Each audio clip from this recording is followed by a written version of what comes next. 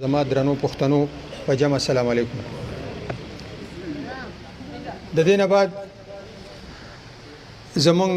د نصیر میا صاحب پرزند دغه کشر ډېر خشته خبرې وکړې په بابړه باندې. خدا باز یو څو خبرې زه کومه ځکه چې دا زمونږه داسې یو غونډه ده چې زمونږ په پښتنو باندې په تاریخ کې په 12 اگست 1948 کې چې پاکستان جوړ شو او یو کال تیر شو لا پوره شوی نو او کومه پیښه رااله نو داغه باره کې راغون شوی نو دلته زیات مرګري مشران یا مزولي یا کشران داسې دي چې هغه د بابړې د حقیقت نه خبر نه دي. نو زه داغه د یو خبرې ډېر استاینه کوم چې هغه په دې باندې یو څو خبرې وکړي او دا پکار وي ځکه چې زموږ موضوع دا زموږ راغون شوی دی خبرې لیو چې په دغه ټیم کې ولی خان بابا او بچا خان بابا په جیل کې او زمون یو منتخب شوی حکومت په زور باندې واغشتي شو او قیوم خان ته حواله شو. هغه پرامن احتجاج شو په پرامن احتجاج کې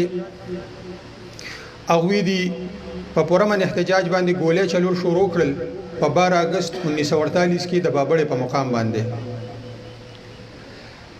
یو کتاب لیکل شوی دی چې قیوم خان په خپل لیکل دی ګولډن ګن دغه نامه ده ګولډن ګن.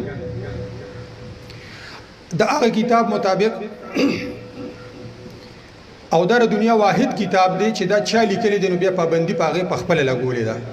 پای کې چونکه د بابړې حقیقت نو بیا په دې کتاب باندې د دنیا واحد کتاب چې چا لیکلی دی او پاغه پابندي لګیدلې ده نو هغه د قیوم خان دا کتاب دی. شپږ سوه او 12 یا 14 کسان په دغه ورځ د پښتنو شهیدان کړي شو. وړومبه ګولې چې په سینه باندې چا خوړلې و داغه نامه سپین ملنګ و هغه دواوی سره تعلق او د سنزو په مقبره کې اخخ دی. دا تحریک دی دغه راغونډه چې شوی و نو په دغه کې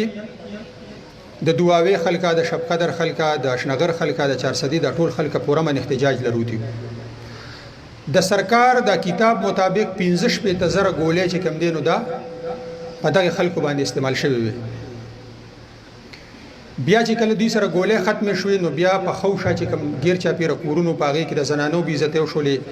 خا کم وخت چې دا ډزې کېدلې د خلکو د خلک لګېدل لومبه ګولې سپین ملنګ په سینه باندې وخوړه جنډې په لاس کې وسور بیرګي چت کړو.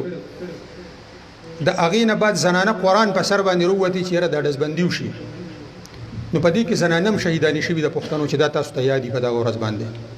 اغیم قرباني ورکړي دي.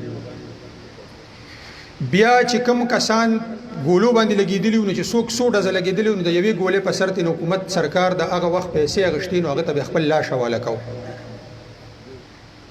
زمون شهیدان بیا په دې پیسو په وجه باندې چې باغی ګولې خرچوي د سرکار ګولې باندې باغ لګیدلې د خراب شوی ده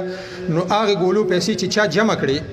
نو هغه مړی حواله کړی شو او چې کم جمع نکړي هغه سین ته مطلب دا دی واچول شو چې دا تاسو په ذهن کې او دا تاسو په سوچ کې. دا د 12 اگست 1948 د بابړې تاریخ دی چې دا قیوم خان په خپل کتاب کې په خپل ویلي دی او بیا پای باندې پابندي لګولې ده او دغه حساب زخمیان مو دی کې دا یو منتخب حکومت او چې د هغه ټیم کې په زور باندې واغشتلی شو او هغه سره مطلب دا چې دا حالت جوړ شو. نن چې مونږ تاسو راغون شوی مونږ هغه درنو پښتنو ته چې په سینه باندې ګولې خوړلې وي زموږ ستاسو د حق आवाज یو چتاو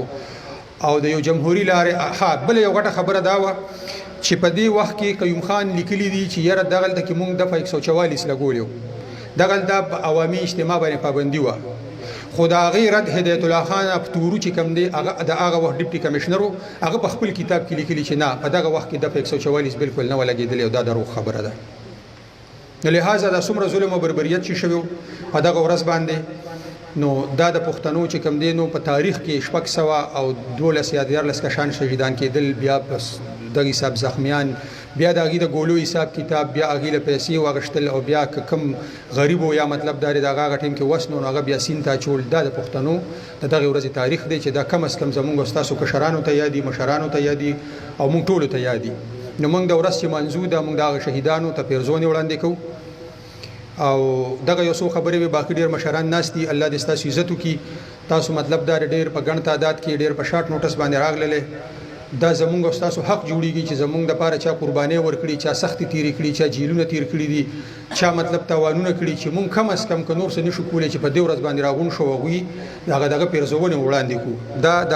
کم از کم زمونږ په حیثیت قوم په مونږ باندې دغه حق دی. الله دې تاسو تل آباد او خوشاله لري، تل آباد او خوشاله اوسئ. ډېره مهرباني، قدرمن شئ.